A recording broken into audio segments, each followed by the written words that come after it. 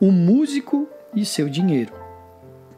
Muitas amizades já foram perdidas e as maiores brigas do mundo já aconteceram por problemas relacionados ao dinheiro. Ouvi de amigos e de uma amiga a história de um vizinho que roubara da sua irmã alguns bens herdados dos seus pais. E depois de ter sucesso naquilo, surgiu uma amargura e uma briga tão grande entre eles, causando total divisão na família. Os dois irmãos não se falam mais. E há daqueles parentes que se encontrarem com os membros da família que estiverem do outro lado. Dá tristeza ver como o dinheiro pode causar feridas tão profundas, que trazem divisões, amarguras, ressentimentos, tristeza, solidão, angústia e até mesmo a morte. É por isso que o apóstolo Paulo aconselhou a Timóteo, um jovem ministro do reino, que tinha muito a aprender com essas palavras. Assim que, tendo sustento e com o que vos vestir, estejais contentes. Ora, as que querem ficar ricas caem em tentação e cilada, e em muitas ocasiões insensatas e perniciosas, as quais afogam os homens na ruína e perdição, porque o amor ao dinheiro é raiz de todo o mal. Alguns, nessa cobiça, se desviaram da fé e assim mesmo se atormentaram com muitas dores. Isso está escrito em 1 Timóteo capítulo 6, versículo 8 até o versículo 10. O problema está no amor ao dinheiro e não no próprio dinheiro.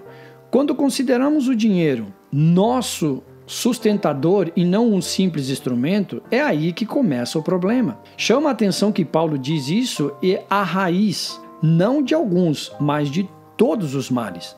No momento que colocamos os nossos olhos no dinheiro, as coisas já começam a não andar bem para nós. Neste capítulo, veremos algumas coisas que a Bíblia ensina a respeito de como deve ser nossa atitude e nosso comportamento como salmistas de uma nova aliança em relação ao dinheiro. Veremos algumas atividades incorretas que ainda prevalecem em muitos músicos, descobrindo-as à luz da palavra. Aqui examinaremos nossa atitude com respeito às finanças e espero que permitamos que o Senhor mude nosso modo de pensar a respeito, se é que existe essa necessidade. Não possuirão herança. Em Números capítulo 18, do versículo 23 e 24 diz assim: a última parte da passagem que estudamos no capítulo anterior diz: e não possuirão herança entre os filhos de Israel, porque aos levitas dei por herança os dízimos dos filhos de Israel, que apresentarão a Jeová em oferta, razão pela qual lhes falhei, entre os filhos de Israel não possuirão herança. Mas claro, é impossível. Se você e eu nos considerarmos parte do sacerdócio do Senhor, então durante muito tempo já nos foi dito com muita clareza que não temos herança. Pare de procurar alguma herança, porque não existe nenhuma. É simples. No momento que nós empenhamos para ver o quanto podemos ou devemos ter a nossa parte, caminhamos em terrenos bastante delicados. Porque em vez de confiarmos que o Senhor se encarregará de nós para suprir tudo que falta, o que faltar, conforme está escrito em Filipenses capítulo 4, versículo 19, começamos a nos preocupar com as nossas necessidades e por isso entramos em muitos problemas, já que não sabemos suprir como Ele sabe fazer. Por isso é melhor deixar que Ele o faça.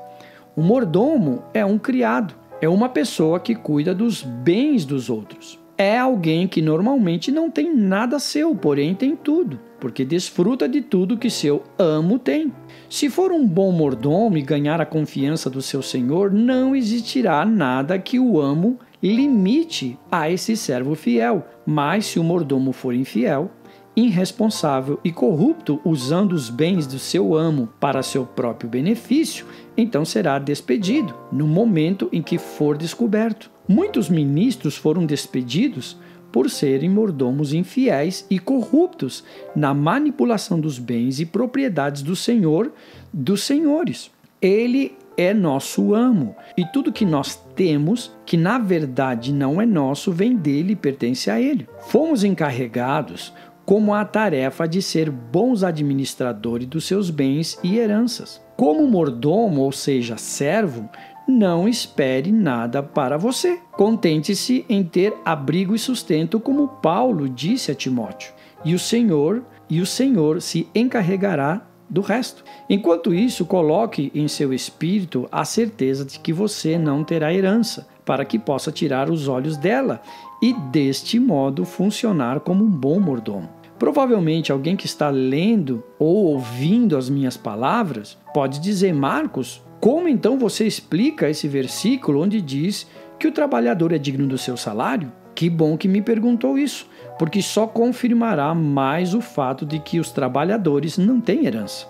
Essa passagem está em Lucas capítulo 10. Jesus está para enviar 70 obreiros ou 70 discípulos para pregar o reino de Deus. Está lhe dando instruções práticas de como se comportarão. Entre essas instruções, falou com eles sobre seus salários. Quem tanto alegam muitos ministérios de música é de outro ministério também sobre esse assunto. Vejamos a passagem. Lucas capítulo 10, versículo 3 até o versículo 7. Ide, eis que o envio como cordeiros no meio de lobos. Com isso já nos advertiu, com essa passagem, já nos advertiu como seriam as coisas. Bom, continuemos.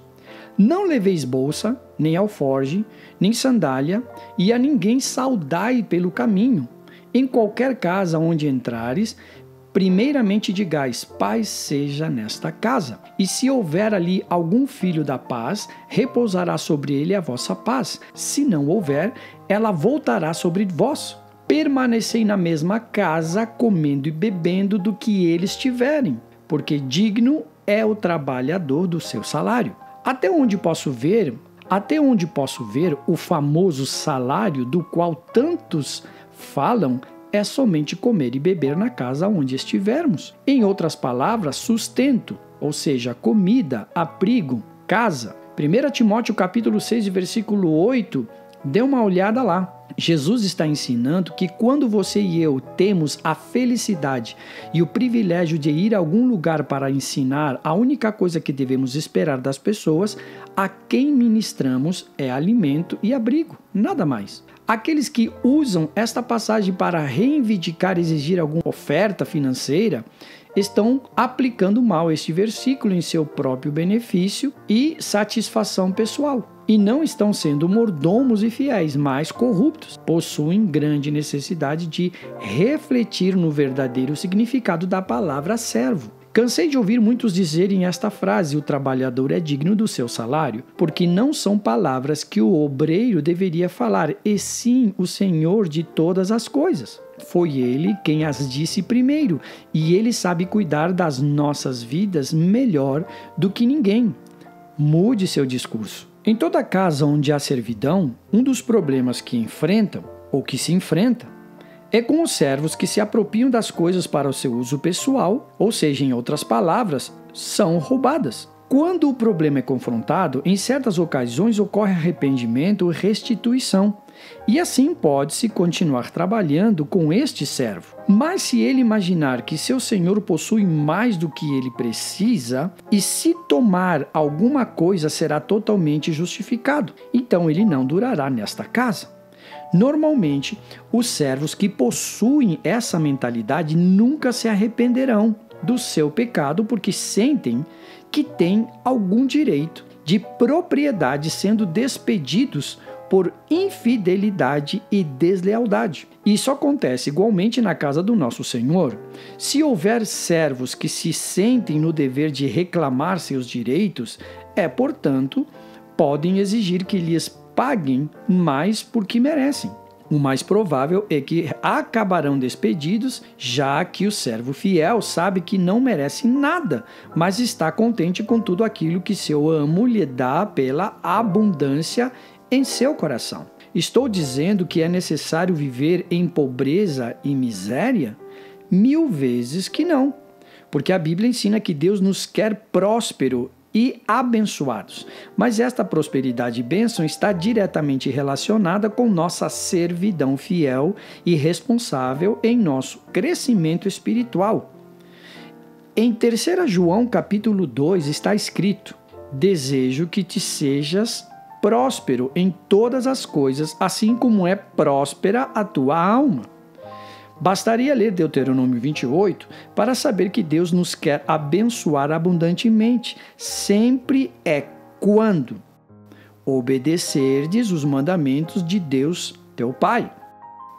E se não te apartardes de todas as palavras que te ensino hoje, as bênçãos virão e te alcançarão.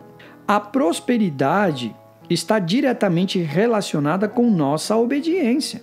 Deus não tem de abençoar os filhos desobedientes. E é por isso que ouço dizer que não abençoou a muitos de nós. Somos nós que fechamos a fonte da bênção ao tirar nossos olhos daquele que é nosso sustentador, ao olharmos para outras coisas. Aqui existe algo muito bonito e importante. Quando o servo está sendo fiel no que lhe compete, que é o seu serviço, não olhando qual herança pode ter, mas sendo responsável em suas áreas de trabalho e cumprindo fielmente dia após dia o que tem que fazer, que é servir, o Senhor, na abundância do seu coração, ao ver sua fidelidade, decide abençoá-lo com algo adicional que não esperava. Quando isso acontece, o servo se alegra grandemente porque os presentes mais desfrutados são aqueles que se recebem ou que recebemos quando não os esperamos. Não é verdade? Quando esperamos que nos deem algum presente, não desfrutamos da mesma forma que quando nos aparecem de surpresa. Deste modo, é no reino do Senhor. Ele olha para o nosso coração, nos vê fiéis, responsáveis e entregues ao trabalho que nos incumbiu de fazer e de repente, pum! O que foi isso? Algo que caiu do céu para abençoar o servo fiel. Algum inesperado que pode ser grandemente desfrutado. É deste modo que Deus tem abençoado a muitos. Ao ver alguém no reino grandemente abençoado, o mais provável é que ele tenha sido um mordomo fiel naquilo que Deus lhe designou, porque ele recompensa a fidelidade.